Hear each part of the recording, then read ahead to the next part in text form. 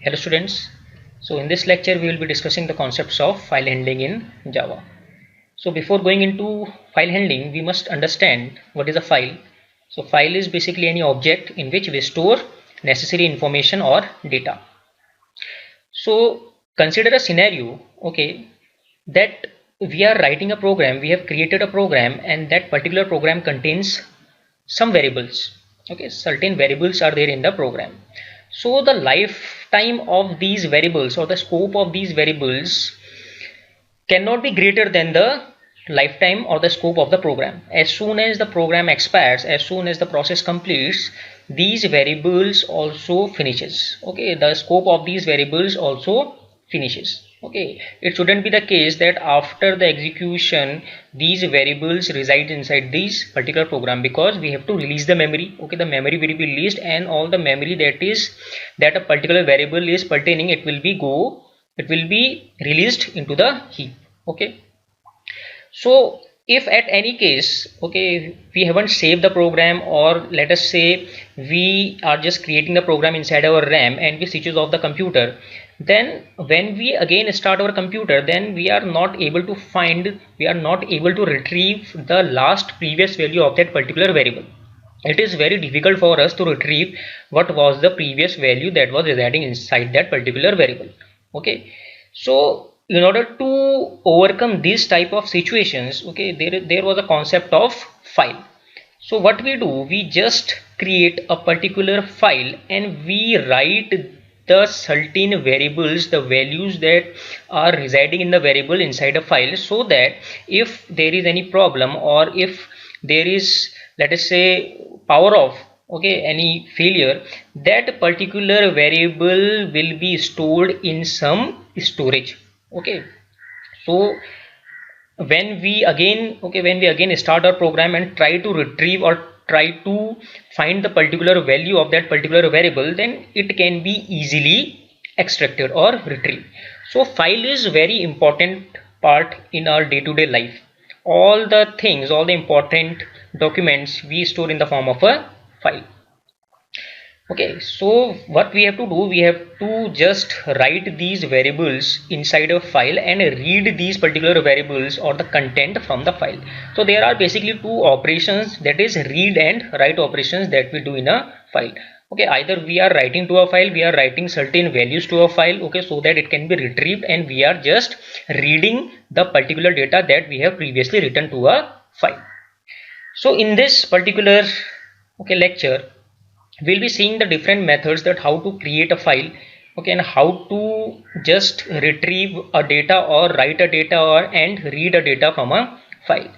So there are different approaches. Okay, so there is a class known as file class, with the help of which we can create a file object, and with the help of this file object we can just write into a file. So we can also write to a particular, okay, we can also create a particular directory with the help of this class, that is file, and we can also implement certain methods or certain properties of these file class. Second is the file writer. Okay, so file writer is basically, you can say that it is a mechanism to write any textual, okay, data to a file, okay, any textual content to a file in the form of text, okay, in the form of characters we are writing to a file. And file reader is when we are just reading from a particular file in the form of characters. So this file writer and file reader class is basically it is a stream of character. Okay, it falls under the stream of character. There are two types of streams in Java, byte stream and character stream. So file writer and file reader belongs to character streams. Okay, that follows 16-bit Unicode. Okay, 16-bit Unicode in reading and writing. The input output operation is managed by 16-bit Unicode data.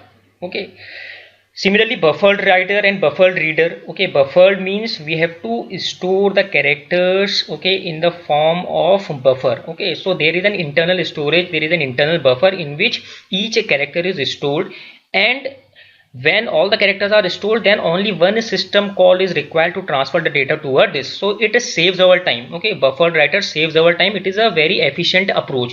Okay, if there are multiple reading and writing operations or multiple write operations to the disk, then we just use an internal buffer. Okay, the internal buffer size is sufficient to hold the characters that you are just passing from your keyboard, and these characters are stored, and when we want to transfer, okay, the whole bunch to the disk, then the particular bunch will be transferred from that particular, you can say, buffer. Okay, instead of directly we are just writing to a stream, we are not directly writing to a stream, we are just writing with the help of this buffer, that is an internal storage.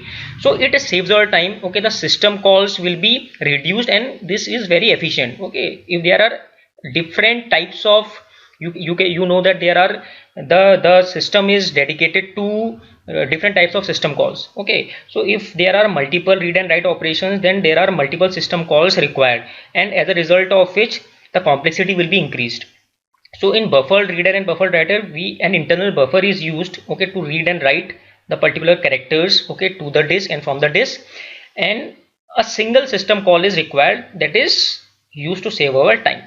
Okay, so in the next lecture we will just see how to create a file. We will just see the different operations in the file, how to append, okay, how to create a directory with the help of file. So these operations will be implemented. So this java.io package is very important when we are just implementing the concepts of file handling. Okay, so in the early 90s, okay, when Java 1.0 was there, so the concept of file handling was very important. Okay, because there was no database related concepts. Okay, there was no database connectivity in Java. Okay, and all the operations were performed with the help of files.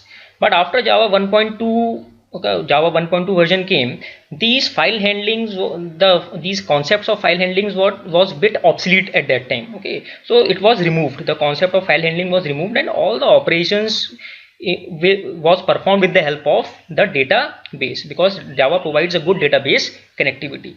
Okay, so we can just retrieve a particular table, we can retrieve a particular column, we can retrieve a particular, okay, attribute in database. Okay, with the help of database we can do these type of tasks, that is very, you can say, that is not possible, okay, with the help of file.